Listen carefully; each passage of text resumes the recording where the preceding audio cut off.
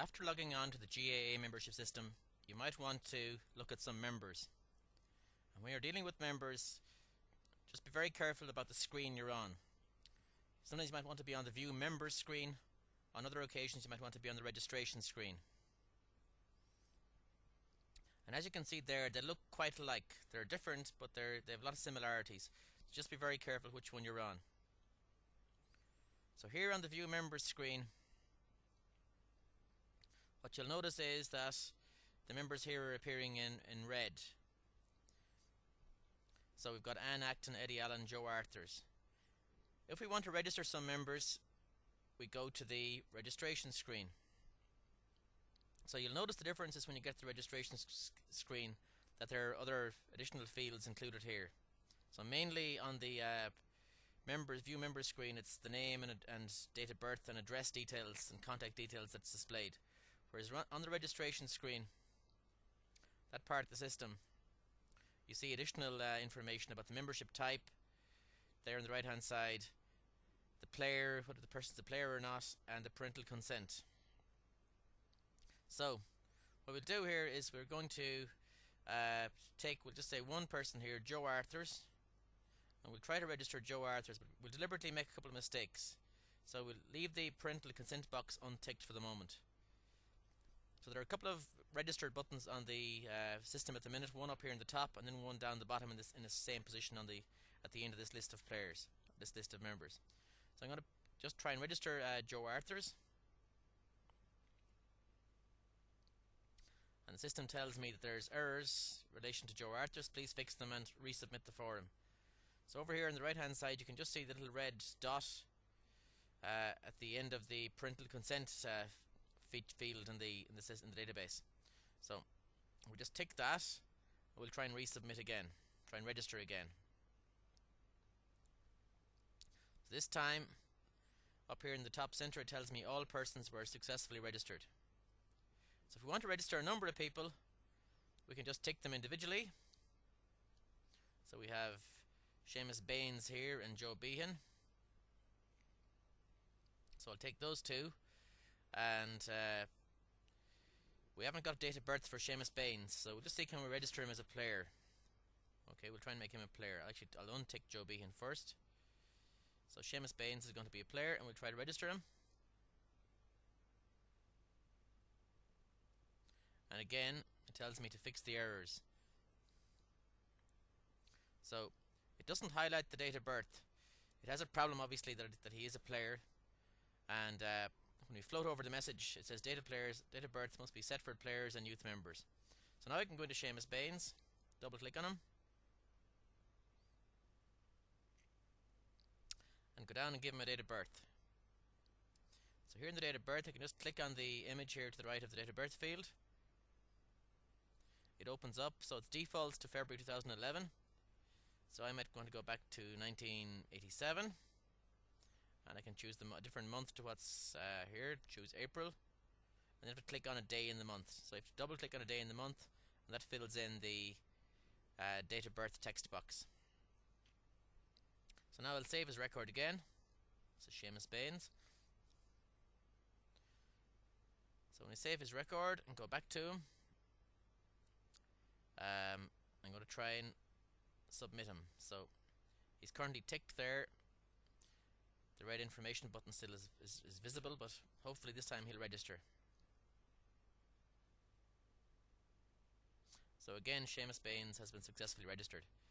So there you've got an idea of some of the typical problems that can arise with registration. So initially when you go using the system, if you're new to the system or if you're using the new version of it, you might just start off by registering one or two individuals. Register individuals one at a time, and that will enable you to identify any little gaps that might be in your data, rather than trying to register an entire block of people.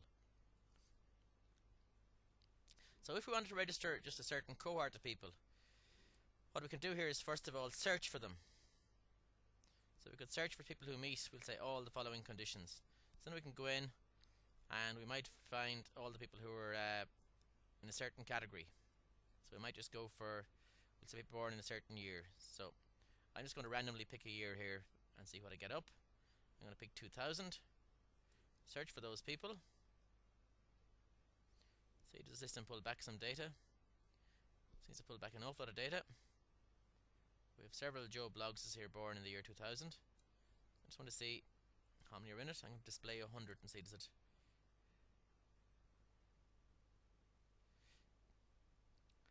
See, does it display them all? So I have a whole list of youth members here, all called Joe Blogs. So it's quite a few of them in it, so it's a lot of them to register. So I don't want to end up using up all my unregistered people while I'm doing those demonstrations, so I'll just pick 3 or 4 of them. I'll just pick those first 4. I deliberately have the parental consent box unticked. I'm going to try to register them, and if all goes well now, it should give me errors for every one of them. So as you can see here, there's a red little eye appearing over every one of them, and as I float over it, it reminds me in each case that parental consent needs to be given for players to be registered. So I'll tick all 4 of them, and I'll register them. I'll submit again or register them again.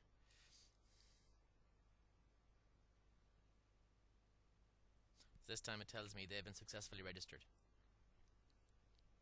So if you want, if there's some records you want to edit for whatever reason, those 4 have been registered.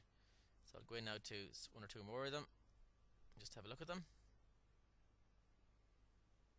So on the editing screen, it tells me who the individual is, Joe Blogs.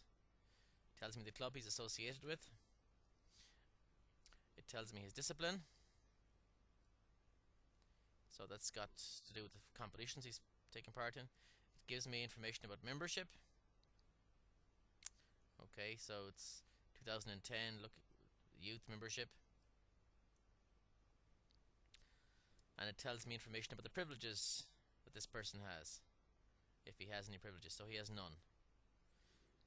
Okay, so that's the background to an individual member.